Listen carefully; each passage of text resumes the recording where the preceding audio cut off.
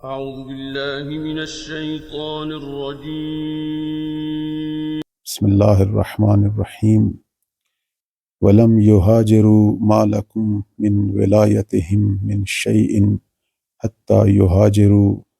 وَإِنِ اسْتَنْصَرُوكُمْ فِي الدِّينِ فَعَلَيْكُمُ النَّصْرُ۔ صلوات پڑھیں بر محمد و آل محمد۔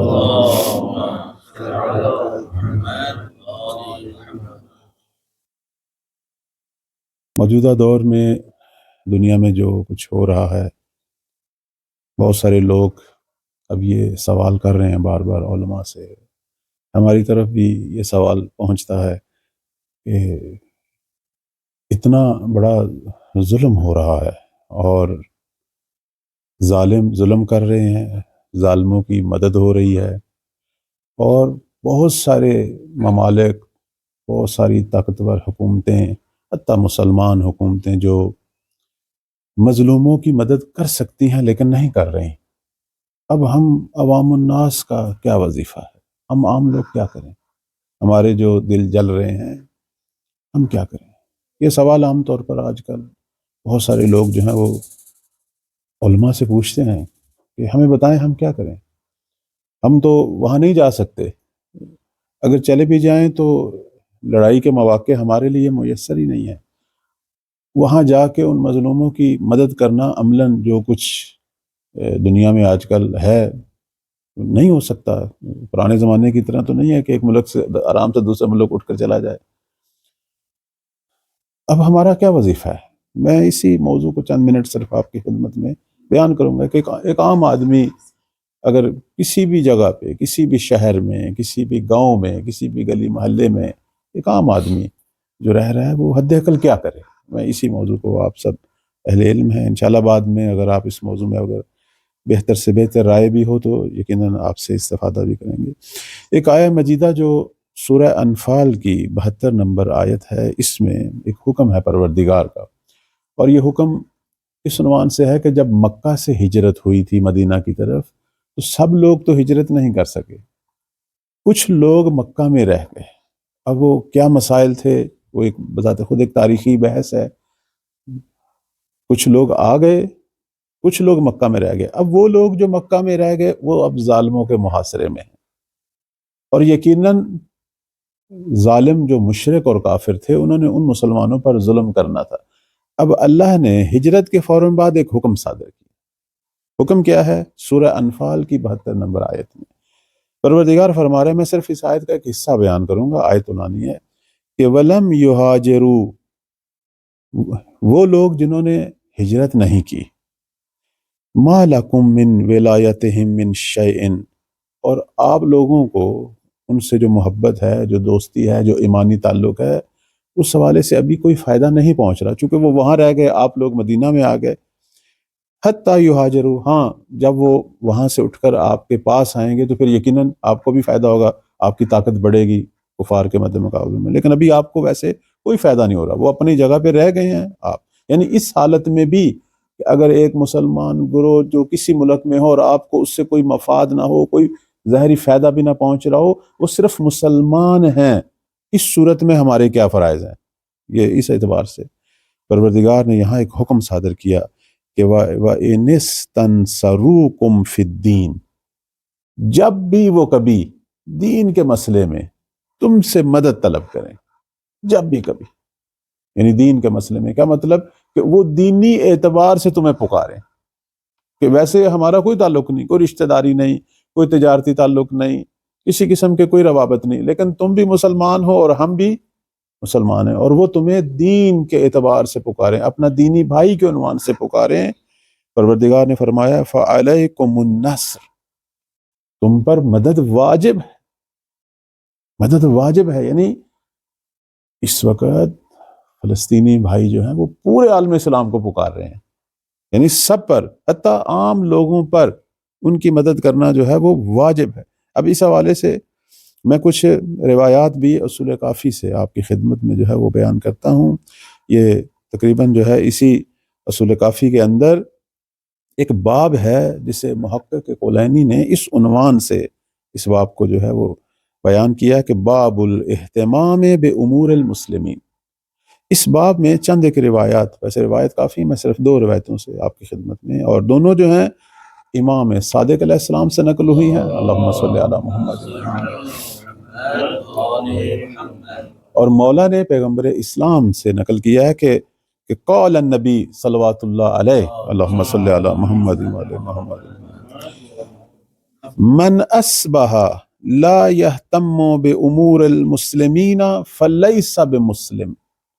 کہ اگر کوئی مسلمان اس حالت میں صبح کرے، یعنی اس کا شب و روز اس طرح گزرے کہ اسے باقی مسلمانوں کے امور سے کوئی تعلق نہ ہو، بے حس ہو،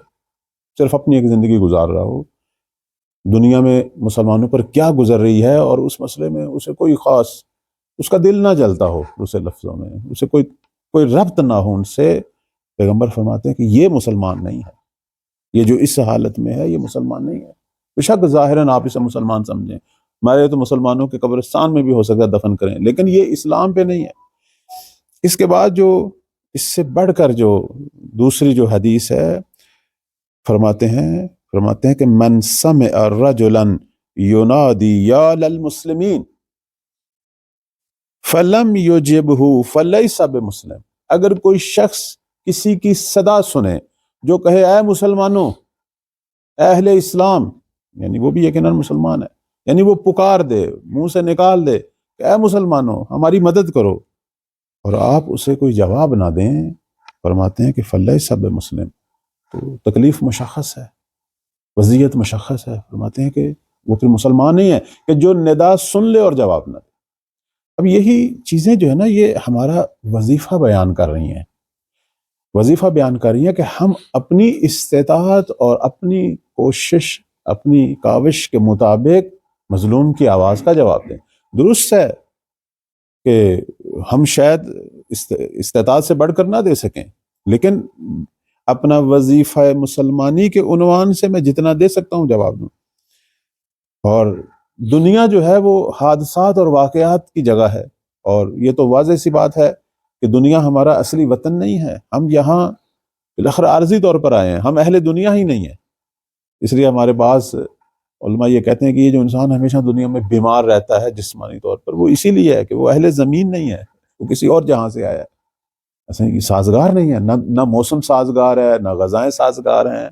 نہ ہوا، حتی پانی سازگار نہیں ہوتا انسان کے ساتھ۔ اور یہ جو دنیا کے حالات ہیں یہ ہماری روح کے ساتھ سازگار نہیں ہے، ہماری فکر کے ساتھ سازگار نہیں ہے، تو ہم تو یہاں ہے ہی نہیں، اصل میں ہمارا یہ وطن ہی نہیں ہے، بالآخر ہم نے چلے جانا ہے۔ لیکن یہ جو ٹائم اللہ نے دیا اور ہمیں بھیجا ہے، یہ اسی لیے ہے کہ واقعات اور حادثات جو دنیا میں ہو رہے ہیں اس کے مد مقابل ہمارا جو طرز عمل ہے یہ ہماری جزا اور سزا کا معیار ہے، یہ ہماری شخصیت کا معیار ہے، یہ ساری آزمائش ہے۔ اہل فلسطین بالآخر بہشت میں جا رہے ہیں، وہ شہداء ہیں اور اس میں کوئی شک نہیں، وہ بہشتی ہیں، اور جو ان کی مدد کر رہے ہیں وہ بھی بہشتی ہیں۔ لیکن سوال یہ ہے کہ کیسے مدد کی جائے، ہم کیا کریں؟ جو ظالم ہے وہ جہنمی ہے، خدا کی طرف سے مشخص ہے، ظالم جو ہے وہ حتما جہنمی ہے، اور ظالموں کے مددگار بھی جہنمی ہے، قرآن مجید میں فیصلہ ہو چکا ہے۔ اور جو خاموشی کے ساتھ ظالموں کی مدد کر رہے ہیں وہ بھی روز قیامت پروردگار کی بارگاہ میں جواب دہ ہیں۔ اور بالاخر پیغمبر اسلام وہاں اپنی امت کے ان مسلمان حکمرانوں سے پوچھیں گے کہ 1,00,000 کے قریب مسلمان قتل ہوئے، گھر جلائے گئے، حتیٰ آپ کی آنکھوں کے سامنے ذبح ہوتے رہے، آپ لوگوں نے کیوں نہیں اپنا کردار ادا کیا؟ آپ کے پاس طاقت تھی، آپ کے پاس مذاکرات ہو، اسلحہ ہو، اقتصادی حوالے سے، معاشی حوالے سے ان ممالک کے ساتھ بائیکاٹ ہو، جو بھی ہو، قدرت ہے، طاقت ہے مسلمانوں میں۔ میں تو حیران ہوں، چند دن پہلے وہ انسٹا پہ میں دیکھ رہا تھا، مصر کا ایک سلفی جو عالم ہے اس نے واضح طور پر کہہ دیا کہ ہمارا فلسطین کے مسلمانوں کے امور سے کوئی تعلق نہیں ہے، وہ اپنی سزا خود بھگت رہے ہیں، انہوں نے ہم سے پوچھ کر تو حملہ نہیں کیا تھا، ان کے نوجوانوں نے اسرائیل پر، ایران سے پوچھا تھا، وہی اب ان کی مدد کرے۔ ہم مسلمان باقی ملکوں سے انہوں نے پوچھا تھا، ٹھیک ہے وہ 100,000 جوانوں نے آپ سے نہیں پوچھا تھا، یہ جو باقی مسلمان عوام مر رہی ہے یہ آپ کی آنکھوں کے سامنے، ان کا آپ سے کوئی تعلق نہیں۔ آپ طرز تفکر دیکھیں نا ذرا، اتنے بڑے بڑے محراب، اتنی بڑی لمبی داڑھی، عالم ہے، قرآن و حدیث کا مصر کی حکومت نے بڑا اسے پروٹوکول دیا ہوا تھا، چونکہ وہ حکومت کے اسی منشور کے مطابق چل رہا تھا نا، وہ درباری ملا ہے، اس طرح کے لوگوں کی تو کمی نہیں ہے، وہ تو ہمارے ملک میں بھی بہت سارے ہیں۔ تو اس نے واضح طور پر کہہ دیا، یعنی یہ کس طرح کے لوگ ہیں کہ آپ کے سامنے بچے مر رہے ہیں، آپ کے سامنے مظلوم لوگ ہر روز آپ دیکھیں 40-50 آدمی، ایک عام سی بات ہے وہاں قتل ہونا، گھروں کا گرنا، بیمارستانوں کا ختم ہونا، دوائیوں کا مسئلہ، غذا کا مسئلہ، بہت بڑا انسانی بحران ہے، اور آدھی دنیا مسلمان ہے اور خاموش ہے۔ اور ایک عجیب سی چیز جو ہم دیکھ رہے ہیں، ایک عجیب چیز وہ یہ ہے کہ مسلمان ممالک میں مظاہرے تک ختم ہو چکے ہیں، اگر مظاہرے ہیں تو مغربی ممالک میں چل رہے ہیں۔ عجیب بات نہیں ہے؟ مغربی ممالک میں ابھی تک مظاہرے چل رہے ہیں، یعنی شعور کی دنیا میں دیکھیں۔ میں ایک دفعہ دیکھ رہا تھا مہدوی روایات میں کہ امام زمان علیہ السلام جب ظہور فرمائیں گے، اور پروردگار ہم سب کو ان کا ظہور دکھائے، صلوات پڑھیں بر محمد و آل محمد۔ مولا جب ظہور فرمائیں گے، سب سے زیادہ لڑائی مسلمانوں میں ہے ان کی، مسلمانوں کے اندر جو منافق ہیں، جو دشمن دین ہے، بظاہر مسلمان ہیں، وہ لڑیں گے۔ غربی دنیا کے اندر لڑائی نہیں ہے، غربی دنیا سب سے زیادہ مسلمان ہوگی، پورا کا پورا مغرب مسلمان ہوگا، یعنی وہ گویا منتظر تھے نجات دہندہ کے، یعنی اتنا ان کے اندر شعور بڑھے گا۔ اب آپ دیکھیں مسلمان جو وراثتی نسلی مسلمان ہیں وہ اپنے عمل سے کافر ہو رہے ہیں، اور جو نسلی طور پر کافر تھے وہاں کتنا تیزی سے اسلام پھیل رہا ہے، وہ دھڑا دھڑ مسلمان ہو رہے ہیں۔ اور پھر مسلمان جو فلسطین کے ہیں ان کے لیے انہوں نے ابھی تک مظاہروں کا سلسلہ رکھا ہوا ہے، حتیٰ اپنی حکومتوں سے نفرت کا اظہار کر رہے ہیں۔ میں چند دن پہلے ایک امریکی خاتون کا وہ دیکھ رہا تھا، وہ کہہ رہی تھی کہ مجھے شرم آ رہی ہے کہ میں سرزمین امریکہ سے تعلق رکھتی ہوں، جس کی حکومت اتنی بڑی ظالم ہے اور ظالموں کی مدد کر رہی ہے، کاش ہم امریکی نہ ہوتے۔ یہ تماچا ہے ان بہت سارے مسلمانوں کے لیے جو دن رات امریکہ جانے کے خواب دیکھ رہے ہیں، سبحان اللہ، یہ ان کے لیے تماچا ہے۔ دیکھیں دنیا، شعور کی دنیا میں تو آئے نا آدمی کہ اللہ جو ہے وہ ہر امر میں ہمیں آزما رہا ہے، یہ ہمارے لیے آزمائش ہے۔ بہت سارے لوگ کہہ رہے ہیں خدا کہاں ہے، دنیا میں یہ کچھ ہو رہا ہے، ایسا قرار نہیں ہے کہ اللہ دنیا کے امور میں دخل دے، دنیا دارالاختیار ہے۔ خدا نے ہمیں طاقتیں دی ہوئی ہیں دخل دینے کی، ہم نے دخل دینا ہے، وہی الہی طاقت ہے، ہم خود نہیں دخل دے رہے، ہم خود نہیں کچھ کر رہے۔ مسلمان ممالک کے پاس افرادی قوت کی کمی نہیں ہے، اسلحے کی کمی نہیں ہے، اور کچھ نہیں، معاشی طور پر، اقتصادی طور پر اگر ان ظالموں کا بائیکاٹ کر دیں تو ان کی کمریں جھک جائیں گی، اس کی بھی کوئی کمی نہیں، سب کچھ کر سکتے ہیں۔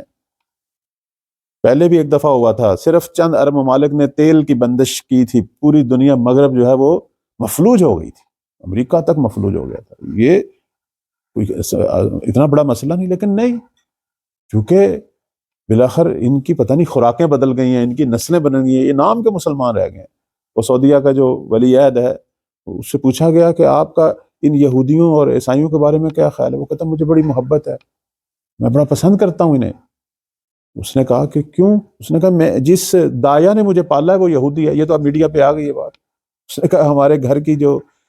منتظم تھی تمام امور کی، شاہی محل کی، وہ یہودی تھی خاتون، اور میں اس کے زیر نظر پلا ہوں۔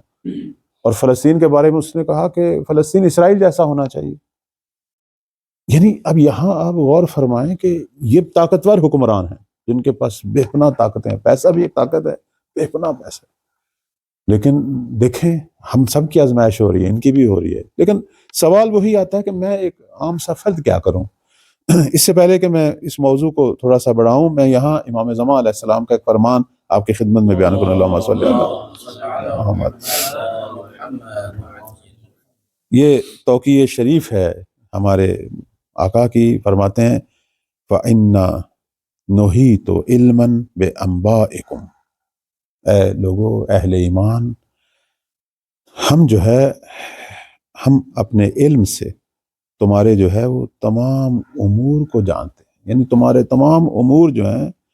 وہ ہمارے احاطہ علمی میں ہیں، میری نگاہ میں ہے۔ وَلَا يَعْزُبُ عَنَّا شَيْءٌ مِّنْ أَخْبَارِكُمْ، کوئی بھی تمہاری خبر، کوئی بھی تمہارا واقعہ وہ ہماری آنکھوں سے پنہاں نہیں ہے۔ مَعْرِفَتُنَا بِالذُّلِّ الَّذِي أَصَابَكُمْ، فرماتے ہیں کہ اگر کہیں تم ذلت کا شکار ہو، شکست کا شکار ہو، کہیں اگر پستیوں میں غرق ہو، اس کو بھی ہم جانتے ہیں، اس کی وجہ بھی ہم جانتے ہیں۔ اور اس کے بعد فرماتے ہیں کہ جنح کثیر منکم الی ما کان السلف الصالح عنہ شاسعا، کیوں جو ہے یہ ایسا ہو رہا ہے ہمارے ساتھ، کیوں ایسا ہو رہا ہے کہ ہم نے اپنے سلف کی طرح جو ہے وہ عمل نہیں کیا، ہم جو ہیں وہ جس طرح ہمارے پچھلے تھے، وفادار تھے، اس طرح ہم نہیں ہیں۔ اور اس کے بعد فرماتے ہیں کہ نبذ العہد الماخوذ وراء ظہورہم کانہم لا یعلمون، اس وقت ایسی حالت ہے مسلمانوں کی کہ انہوں نے گویا اپنا وہ عہد جو محمد و آل محمد سے باندھا تھا اسے بلا دیا ہے۔ وہ کون سا عہد تھا جو ہم نے باندھا تھا؟ اس میں ایک نقطہ وہ جو مسلمانوں نے محمد و آل محمد سے عہد باندھا تھا وہ یہ تھا کہ ہم آپس میں ایک دوسرے کے ساتھ ایثار سے، فداکاری سے، حتیٰ ایک دوسرے کی تمام امور میں نصرت اور تعاون سے چلیں گے۔ پوچھا گیا ایک دفعہ 5ویں مولا سے، امام محمد باقر صلوات اللہ علیہ سے،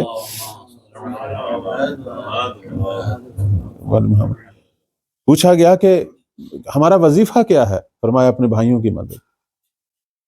اور پھر آگے معصوم نے فرمایا حد عقل اہل ایمان کا دوسرے اہل ایمان کے مد مقابل وظیفہ یہ ہے کہ اس کے بارے میں حسن ظن رکھے، اگر مدد نہیں کر سکتا تو حد عقل حسن ظن۔ اور آپ سمجھتے ہیں سارا مسئلہ یہیں سے خراب ہے، ہمارے اندر جتنی لڑائیاں، جتنے کینے، جتنے اختلافات ہیں، اس کی وجہ کیا ہوتی ہے؟ سوء ظن۔ فرماتے ہیں یہاں سے ہمارا وظیفہ شروع ہوتا ہے، یعنی سب سے پہلا کام ایک مسلمان کا دوسرے مسلمان کے مد مقابل اس کے بارے میں حسن ظن، اس کے اچھے کاموں کو اچھی نگاہ سے دیکھے، برے کاموں کے بارے میں حسن ظن کہ شاید یہ مجبور ہو گیا ہے، شاید اسے پتہ نہیں ہے، شاید غفلت۔ تو ہمارے ہاں کیا ہوتا ہے کہ ہم الٹا اچھے کاموں کو جو ہے وہ ایک بری نگاہ سے دیکھ رہے ہوتے ہیں کہ ہاں اس کے پیچھے کوئی چکر ہے، کوئی معاملہ ہے۔ اس کے بعد معصوم جو ہیں فرماتے ہیں کہ انا غیر محملین لمراعاتکم، ہم نے تمہیں تمہارے حال پہ نہیں چھوڑ دیا، ولا ناسینا لذکرکم، اور میں مہدی جو ہے وہ تم کو بھولا نہیں ہوں، ولولا ذالک، اگر ایسا ہوتا لنزل بکم اللہ واستلمکم الاعداء، تو تم پر پتہ نہیں کون سے عذاب نازل ہوتے، ہمارے جو گناہ ہیں جن میں سے ایک سب سے بڑا گناہ بے حسی ہے، اور دشمن جو ہے ہمیں کب کا ختم کر چکا ہوتا۔ تو مطلب یہ ہے کہ مولا جو ہے وہ یقیناً تمام امور کو دیکھ رہے ہیں، فلسطین کا مسئلہ بھی دیکھ رہے ہیں اور ہمارے حالات بھی دیکھ رہے ہیں کتنی تڑپ ہے، کتنا احساس ہے، چونکہ اسی تڑپ اور احساس میں ہی اس ملت نے جنم لینا ہے جس نے کل پوری دنیا کا نظام سنبھالنا ہے۔ یہ ساری آزمائشیں، یہ سارے امتحان ہماری اپنی تربیت ہے۔ آج ہم ایک چھوٹا مسئلہ ہے،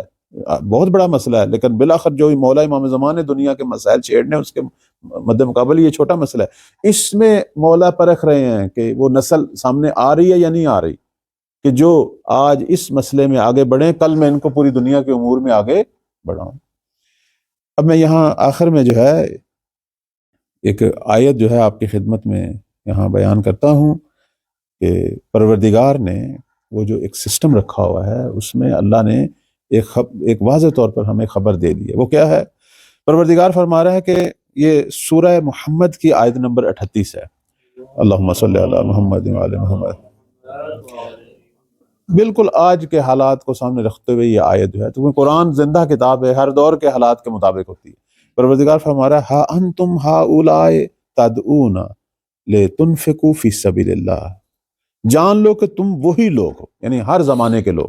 کہ جن کو اللہ کی راہ میں انفاق کی دعوت دی گئی ہے۔ یعنی ہم ہر دور میں ہمیں پروردگار انفاق کی دعوت دیتا ہے۔ انفاق کیا ہے؟ خرچ کرنا، فداکاری، کہاں؟ جہاں ضرورت ہے۔ اب یہ جو خرچ ہے جانی بھی ہو سکتا ہے، مالی بھی ہو سکتا ہے، احساسات کا بھی ہو سکتا ہے، بالآخر اللہ کی راہ میں انفاق کرنا ہے۔ اس کے بعد پروردگار فرما رہا ہے فَمِنْكُمْ مَنْ يَبْخَلْ، تم میں سے جو بھی بخل کرے گا، جو بھی یعنی بے حسی کا مظاہرہ کرے گا، کہے گا میرا کیا تعلق، میں اپنے گھر میں اپنے ملک میں ٹھیک ہوں، وَمَنْ يَبْخَلْ، جو بھی کرے فَإِنَّمَا يَبْخَلُ عَنْ نَفْسِهِ، اس نے یہ جو بخل کا مظاہرہ کیا ہے در واقع اس نے در واقع اپنی سعادت کے حوالے سے بخل کا مظاہرہ کیا۔ پروردگار نے اس کو ان احساسات، اس کو اس انفاق کا پتہ نہیں کیا انعام دینا تھا، کیا کمال، کیا ترقی دینی تھی۔ آخر انسانی کمال انہی امتحانوں کے اندر اپنے وظیفے پہ عمل کرنے میں پوشیدہ ہے، اور کیا ہے۔ پروردگار فرما رہا ہے کہ یہ خود گویا اپنے ہی سعادت، اپنی ہی خوشبختی کے حوالے سے بخل کر رہا ہے۔ اس کے بعد اللہ تعالیٰ جو ہے وہ پیغام دے رہا ہے آج پوری دنیا کے لوگوں کے لیے، واللہ الغنی،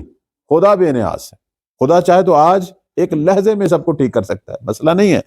وَأَنْتُمُ الْفُقَرَاء، تم فقیر ہو، چاہے دنیا کے ظالم ترین طاقتور ترین فرعون جیسا شخص بھی خدا کے مد مقابل فقیر محض ہے۔ خدا کہ تم دنیا سے خالی ہاتھ جا رہے ہو، فقیر کا مطلب یہ نہیں ہے کہ دنیا میں وہ نہیں ہو سکتا ہے، وہ کہ میرے پاس تو بہت کچھ ہے، سوال یہ ہے کہ اس جہاں میں کس طرح جا رہا ہے، تم فقیر ہو۔ اس کے بعد پروردگار نے ایک خبر جو دی ہے جس سے انسان کا دل جو ہے وہ ہل جاتا ہے، وہ یہ ہے کہ وَإِن تَتَوَلُّوا، اگر تم نافرمانی کرو گے، اپنے وظائف سے منہ موڑو گے، تو یاد رکھو یستبدل قوما غیرکم، خدا تمہاری جگہ ایک اور قوم لے آئے گا۔ نسل پہ نسل بدل رہی ہے، خدا ہر دفعہ دنیا میں ہر آنے والی نسل کا ایک امتحان لے رہا ہے، وہ ختم ہو رہے ہیں، اس کی جگہ ایک اور نسل۔ پروردگار کے ہاں کوئی کمی،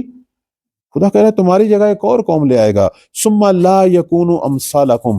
اور وہ جو قوم پھر جو خدا لائے گا، جو اور قوم آئے گی اور وہ اپنے وظائف پہ عمل کرے گی، وہ تمہاری مانند نہیں ہوگی۔ اب یہاں سمجھ آ رہا ہے کہ امام مہدی علیہ السلام کا جو انتظار ہے کیوں لمبا ہو رہا ہے۔ امام اس نسل کے منتظر ہیں کہ جو پچھلی نسل جیسی نہیں ہے، کہ جو اپنے وظائف سمجھتے ہیں، جن کے دل دکھتے ہیں، جو عمل میں ہیں، جو دعا کے ساتھ کچھ کرنا بھی چاہتے ہیں۔ اب میں صرف عرض کروں گا کہ یہاں ہمارا جو وظیفہ بنتا ہے وہ کیا ہے، صرف اسی نقطے کو بیان کروں گا، وہ یہ ہے کہ ہم جو کچھ کر سکتے ہیں، جو کچھ میں ٹھیک ہے ہم وہاں جا کے لڑ نہیں سکتے، درست ہے، بہت سارے مسائل ہیں، گورنمنٹیں اجازت نہیں دے رہی کہ وہاں کوئی جائے، ہو سکتا ہے ہمیں بھی لڑنا نہ آتا ہو، لیکن ہم جس کام میں بھی مہارت رکھتے ہیں اس کام کے اندر ہم مدد کر سکتے ہیں۔ کیسے؟ مثلا فرض کریں آج کے دور میں ایک عام آدمی جو کہتا ہے مجھے کچھ نہیں آتا، میں ایک سادہ آدمی ہوں، بھائی تو زبان کے ساتھ احتجاج تو کر سکتا ہے۔ احتجاج آپ دیکھتے نہیں رہے مغربی دنیا کے اندر چھوٹے چھوٹے بچے، جوان، خواتین حتیٰ آ رہے ہیں، باہر نکل رہے ہیں، باہر تو نکل سکتے ہو، لوگوں کو تیار تو کر سکتے ہو، چھوٹے چھوٹے گروہ جو ہو سکتا ہے بڑے گروہ مظاہروں میں بدل جائے، بالآخر مظاہروں کا اثر ہے، کیوں نہیں ہے؟ مظاہرے اتنی طاقت رکھتے ہیں کہ حکومتیں گر جاتی ہیں، طاقتور ترین حکومتیں۔ آپ کے سامنے ایران کی وہ شاہ کی حکومت ہے جس کو 3000 سالہ حکومت پر جو ہے وہ بڑا ناز تھا، مظاہروں نے گرا دیا اسے۔ بڑے بڑے انقلاب دنیا میں، انقلاب فرانسہ دیکھ لیں، فرانس کا دیکھ لیں، رشیا کا، روس کا پرانا جو انقلاب دیکھ لیں، مظاہرے بہت بڑی طاقت رکھتے ہیں، مظاہرے کریں ظالموں کے خلاف۔ دوسری جو چیز ہے وہ یہ ہے کہ آپ اپنے مالی وسائل میں، ٹھیک ہے میں جانی طور پر نہیں جا سکتا، پابندیاں ہیں اور مسائل ہیں، اپنے مالی وسائل میں جس طرح بھی ہو، چاہے 1 روپیہ ہی کیوں نہ ہو، آپ ان مظلوموں کے لیے رکھیں اور ان تک پہنچانے کی کوشش کریں۔ اب اس حوالے سے ہمارے مراجع کے دفاتر بھی کام کر رہے ہیں، مختلف تنظیم میں جن لوگوں پر آپ پر اعتماد ہے، آپ کی کمک جو ہے آپ کی طرف سے جانی چاہیے۔ اب ان تک پہنچ رہی ہے نہیں پہنچ رہی کہ علیحدہ مسئلہ ہے، آپ اپنا وظیفہ عند اللہ ادا کریں، جن چیزوں پر، جن تنظیموں پر، جن اداروں پر اعتماد ہے ان کے ذریعے پہنچائیں۔ اور آخری جو نقطہ ہے جو میں یہاں ایک عام آدمی کے لیے کہوں گا وہ یہ ہے کہ دشمن کے مد مقابل تم نے بھی دفاع کرنا اور حملہ کرنا ہے، کچھ نہیں کر سکتا دشمن کی مصنوعات کا بائیکاٹ کر، اور خصوصاً ان کا کہ جو اس ظالم کی مدد کر رہے ہیں، یہ تو کام کر سکتے ہیں، یہ کرنا چاہیے، چونکہ یہ جنگی حکمت عملی ہمیں ہمارے پیغمبر اسلام صلی اللہ علیہ وآلہ وسلم نے سکھائی۔ یہودیوں کے ساتھ ایک جنگ میں جب نہیں ان کو فوجی طریقے سے وہ شکست دے سکے، فرمایا ان کے جتنے باغات ہیں کھجور کے سب کو کاٹ دیا جائے، چونکہ ان کی طاقت کا راز یہ اقتصاد ہے۔ جب باغ کٹنے شروع ہوئے تو وہ فوراً جو ہے وہ تسلیم ہو گئے، اور پیچھے کچھ رہا ہی نہیں کہ جس پہ بنا پر وہ حکومتیں کریں۔ اقتصادی طور پر، معاشی طور پر جو بائیکاٹ ہے، اور یہ ایک وظیفہ ہے، میں کچھ نہیں کر سکتا، میں ان کی مصنوعات کا اپنی حد تک کرنا شروع کر دوں۔ کچھ لوگ کہتے ہیں جی میرے کرنے سے کیا ہوگا، یہی تو بات ہے، میرے کرنے سے کچھ ہو نہ ہو، عند اللہ میں سرخرو ہو جاؤں گا، اور میرا ایک ایک کرنا، دنیا میں تو ویسے ایک پتا بھی درخت سے گرتا ہے تو اس کا بھی پوری دنیا میں ایک اثر ہوتا ہے، یہ کائنات کا ایک سسٹم تسبیح کے دانوں کی طرح جڑا ہوا ہے۔ آپ کا ایک بائیکاٹ سے کیوں نہیں دھچکا لگے، آپ کے ایک خریدنے سے اس کو فائدہ ہو رہا ہے، اس کو پرافٹ پہنچ رہا ہے نا، تو آپ کے بائیکاٹ سے وہی پرافٹ نقصان میں بدل جائے گا۔ اور یہی چیز آپ رواج دیں، ان ممالک جو اس کی مدد بھی کر رہے ہیں اس ظالم کی، ان کا بھی اسی طرح ہو۔ ہم ایک عام آدمی کی جنگ یہی ہے، ایک عام آدمی اسی طرح جنگ کرے، الفاظ زبان سے آئے، عملاً آئے، اپنے مال میں ایک حصہ ان کے لیے، چاہے وہ خمس ہے، چاہے زکوٰۃ ہے، چاہے صدقہ ہے، چاہے وہ ہدیہ ہے، چاہے دل سوزی ہے، دے انہیں۔ قیامت والے دن اپنا اعمال نامہ اللہ کے سامنے پیش کرے کہ پروردگارہ میں وہاں پہنچ تو نہیں سکا، حکومتیں نہیں ہمیں اجازت دے رہی تھی، لیکن جو کچھ میں کر سکتا تھا میں نے کیا، میں نے زبان سے کیا، میں نے قلم سے کیا، میرے پاس موبائل تھا، انٹرنیٹ تھا، سوشل میڈیا تھا، میں نے وہاں آوازیں بلند کی، میں امام بارگاہ میں حسینیہ میں محلے میں گلی میں پروگرام کیے، میں لوگوں کو سڑکوں تک لانے کی کوشش کی، میں نے کوششیں کی، اور ساتھ جو ہے میں نے جو ہے وہ انفاق کیا، اور ساتھ جو ہے میں نے دشمن سے جو ہے وہ دشمن کے مد مقابل اقتصادی جنگ کی ہے، میں جنگ کا مجاہد ہوں اس کا۔ ٹھیک ہے تنگی ہوگی، ٹینشنیں ہوں گی، ظاہر ہے باقی مصنوعات شاید وہ قابلیت نہ رکھتی ہوں، اس میں نقصان بھی ہمیں ہو رہا ہے ان کو استعمال سے، لیکن دشمن کو تو ہم نقصان پہنچائیں نا، وہ جب ہمیں جانی نقصان تک پہنچا رہا ہے، روز ہمارے سامنے ہمارے بچے جوان مر رہے ہیں، عورتیں مر رہی ہیں، بوڑھے مر رہے ہیں، ہم بھی ان کا کریں، ہم بھی ان کے ساتھ اسی جنگ کریں۔ تو جنگ جاری ہے، جنگ جو ہے وہ ہم کسی وقت بھی جنگ سے غافل نہیں ہیں، جنگ سے دور نہیں ہے، جنگ ہے، ہم خود اپنی آنکھیں بند کر لیں تو علیحدہ بات ہے۔ میں یہاں ختم کرتا ہوں علی بن مہزیار کے ساتھ جو امام زمان ایک شکوہ کیا تھا، اس پہ اپنی گفتگو ختم کر رہا ہوں۔ علی بن مہزیار مشہور تو علی بن مہزیار ہے، لیکن حقیقت میں علی بن مہزیار نہیں ہے، علی بن ابراہیم بن مہزیار، کیونکہ وہ علی بن مہزیار جو اہواز میں ہے، یہ تو امام رضا صلوات اللہ علیہ، امام جواد، امام ہادی صلوات اللہ علیہ مجمعین کے صاحب میں سے تھے، ان کا تو بڑا مقام ہے۔ ان کا بھتیجا تھا، یعنی اسی علی بن مہزیار جن کا مقبرہ ہے اہواز میں، ان کا بھائی تھا ابراہیم بن مہزیار، اس کا بیٹا علی بن ابراہیم مہزیار، جس کو امام زمان علیہ السلام کے ساتھ تشرف اور ملاقات کا شرف حاصل ہوا۔ 20 دفعہ حج کے لیے گئے، لیکن نہیں مولا کی طرف سے اجازت ملی۔ آخری دفعہ جب گئے، جب انہیں اشارہ ہوا کہ اس دفعہ آپ کو ملے گی اجازت، تو وہاں گئے تو وہ جو قاصد سا، اس نے پوچھا کہ کس کو تلاش کر رہے ہو؟ تو کہنے لگا میں اپنے غائب امام کو تلاش کر رہا ہوں، چونکہ غیبت صغریٰ کا واقعہ ہے۔ تو اس نے کہا ما هو المحجوب وما هو المحجوب عن العالم لیکن حجبہ سوء اعمالکم،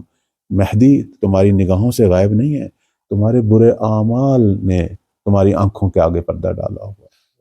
اس لیے کہتے ہیں اہل معرفت جو ہیں وہ تو دیکھتے ہیں اپنے مولا کو، ان کے لیے تو مولا کی غیبت یا مولا کا ظہور کوئی فرق نہیں ہے، وہ تو ہر عالم میں مولا کا مشاہدہ کرتے ہیں۔ اور پھر جب وہ امام کی خدمت میں پہنچا، انشاءاللہ اس واقعے کو پھر کبھی میں تفصیل سے بیان کروں گا، تو امام کی خدمت میں پہنچا تو امام نے فرمایا کہ کیوں اتنی دیر سے آئے ہو؟ میں تو بڑے عرصے سے تمہارا انتظار کر رہا ہوں۔ تو کہنے لگا مولا میں تو 20 سال سے آپ کی زیارت کے اشتیاق میں، حتیٰ میں نے 20 حج کیے کہ کہیں آپ کی میں زیارت کر لوں۔ تو مولا نے فرمایا کیسے کر سکتے تھے، لکنکم کثرتم الاموال، تم تو صرف اپنا مال بڑھانے کے چکر میں ہی رہے ہو، تم شیعہ لوگوں نے صرف ایک ہی کام شروع کر دیا ہے، تم مسلمانوں نے صرف ایک ہی اپنا جو ہے وہ ہدف رکھا ہوا ہے کہ بس مال بڑھایا جائے، اپنے مال میں اضافہ کیا جائے۔ پھر اس کے بعد فرماتے ہیں تجبرتم علی الضعفاء المؤمنین، اور اس تمہاری عادت کی وجہ سے کیا ہوا ہے کہ وہ جو ضعیف مومنین ہیں، وہ جو مسکین ہیں، جو مظلوم ہیں،